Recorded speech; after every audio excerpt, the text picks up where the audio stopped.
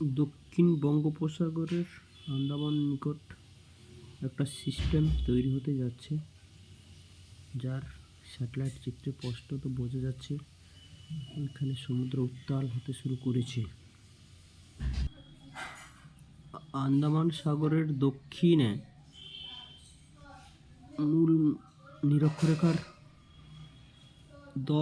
উত্তরে 10 ডিগ্রি উত্তর অক্ষাংশের কাছে ঘূর্ণাবর্ত তৈরি হবে আজ দুপুরের দিকে, যা বর্তমানে শক্তি বৃদ্ধি করে আগামীকাল 23শে নভেম্বর সকালে নিম্নচাপে পরিণত হতে পারে।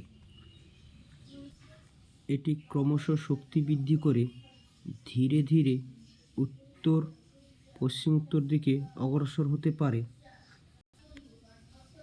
আগামী 26 তারিখ নভেম্বর মাসের 26 তারিখের দিকে এটি শ্রীলঙ্কার প্রায় 200 কিলোমিটার পূর্ব দিকে বঙ্গোপসাগরে সাইক্লোন বা ঘূর্ণিঝড়ের সৃষ্টি হতে পারে। ঘূর্ণিঝড়টি সৃষ্টি হলে এর নাম হবে ফিঙ্গেল, যা সৌদি আরব দিয়েছে উচ্চারণে ফিনজাল।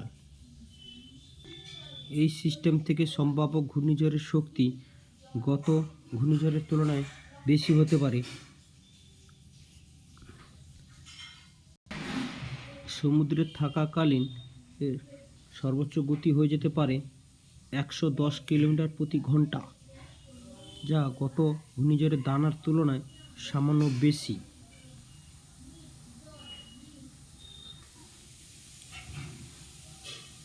এটি ক্রমশ উত্তর পশ্চিম দিকে অগ্রসর হয়ে আগামী 28শে নভেম্বর বিকালের দিকে ভারতীয় মূল ভূখণ্ডের কাছাকাছি এসে দক্ষিণ অন্ধ্রপ্রদেশ এবং তামিলনাড়ুর কাছাকাছি চেন্নাইয়ে পুদুচেরির নিকটবর্তী আঘাত হানতে পারে। তার চিত্রে বোঝানো হয়েছে তার এফেক্টেড এরিয়া বা আক্রান্ত এলাকা সম্ভাব্য কোন এলাকায় আঘাত হানবে তার চিত্রে স্পষ্ট করা হয়েছে। এই সিস্টেম থেকে ক্যাটাগরি 2 শক্তিশালী সম্পন্ন ঘূর্ণিঝড় সৃষ্টি হতে পারে। এখানে জলের তাপমাত্রা এই মুহূর্তে 26 থেকে 29 ডিগ্রি সেন্টিগ্রেডের মধ্যে আছে, যা শক্তি বৃদ্ধির কারণ হতে পারে।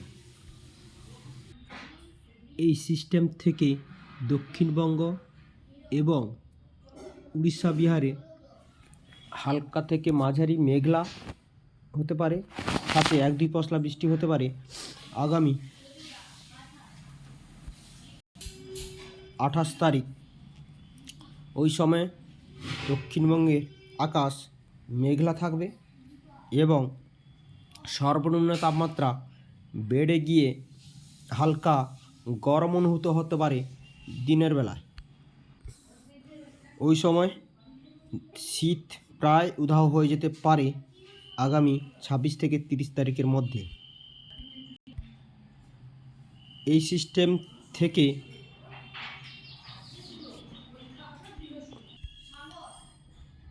সম্পূর্ণ মুক্ত হতে পারে আগামী 1 ডিসেম্বর থেকে। ওই সময় থেকে রোদ ঝলমল আবহাওয়া এবং তাপমাত্রা দ্রুত পতন হতে পারে।